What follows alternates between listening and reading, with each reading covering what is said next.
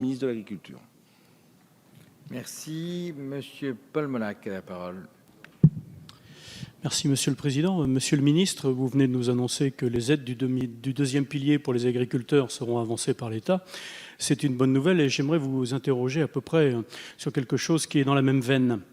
Avec la loi de modernisation de l'action publique territoriale et d'affirmation des métropoles, dite loi MAPTAM, la génération de fonds européens pour la période 2014-2020 est pilotée non plus exclusivement par l'État, mais principalement par les régions, ce dont je me félicite. C'est notamment le cas du FEADER, Fonds européen agricole pour le développement rural, dont les régions sont désormais devenues l'autorité de gestion. La région Bretagne est une des premières régions à expérimenter concrètement la gestion de ce fonds en relation avec votre ministère. Par ailleurs, et donc ces fonds ont été multipliés par 2 à peu près, ce que nous saluons également. Le FEDER participe entre autres au soutien du développement rural dans le cadre de la démarche du programme LEADER. En juin 2015, un contrat de partenariat entre la région et les pays a été signé afin que ces derniers soient habilités à recevoir les demandes de subvention des projets locaux au titre du programme LEADER. Cependant, il semblerait que les engagements juridiques d'attribution de subventions ne pourront être signés qu'à la fin de 2016 au plus tôt, et que rien ne serait définitif avant 2017. La raison en serait l'outil de gestion des fonds européens qui ne serait pas opérationnel. Certains élus dénoncent donc le retard possible dans le versement des subventions européennes, en particulier du programme LEADER.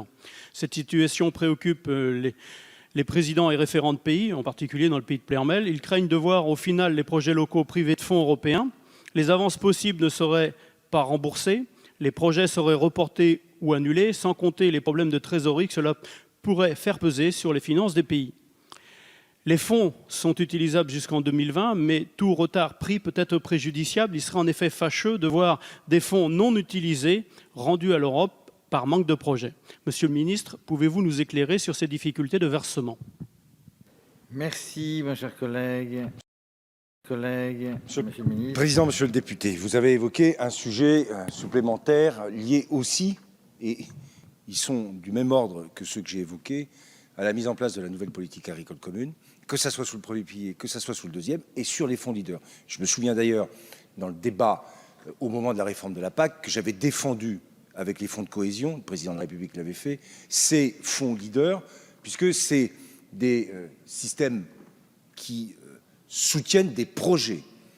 Donc ce que je peux vous dire, c'est qu'aujourd'hui, c'est vrai qu'on a pris là aussi du retard, mais que ce retard ne doit pas justifier le fait qu'on ne dépose pas les projets. Parce qu'une fois que les projets seront déposés, de toute façon, même si on a pris du retard sur le système informatique qui va les gérer, les projets déposés et validés peuvent s'engager, dans les GAL en particulier, pour faire en sorte que lorsqu'on aura finalisé les outils techniques, mais cette nouvelle PAC, avec ce que j'ai évoqué tout à l'heure, c'est vrai, a nécessité une telle mise en œuvre au niveau informatique, des telles réformes, qu'on a pris du retard technique sur tous ces sujets.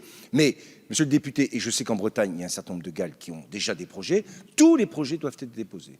Tous. Et ils seront ensuite validés, lorsqu'ils seront validés, et financés. Ça prendra un peu de retard, mais surtout, ne faisons pas comme si à chaque fois qu'il y avait du retard, on arrête tout. Non, on continue. Parce que le pire, et vous l'avez évoqué, ça serait qu'au bout du compte, on n'ait pas l'équivalent des projets en France de ce qu'on serait capable de demander au niveau européen. Et ces projets LEADER au travers des GAL, ça a toujours été une logique territoriale. Je pense qu'ici, tout le monde en a dans son territoire, dans sa circonscription, et c'est des projets intéressants. Donc, message à passer, déposer les projets. On a pris du retard, oui, mais ça ne doit en aucun cas justifier le fait qu'on ne dépose pas ces projets, et ils seront de toute façon financés avec du retard. Peut-être il y aura des avances s'il le faut, mais ils seront financés. Merci. Nous en venons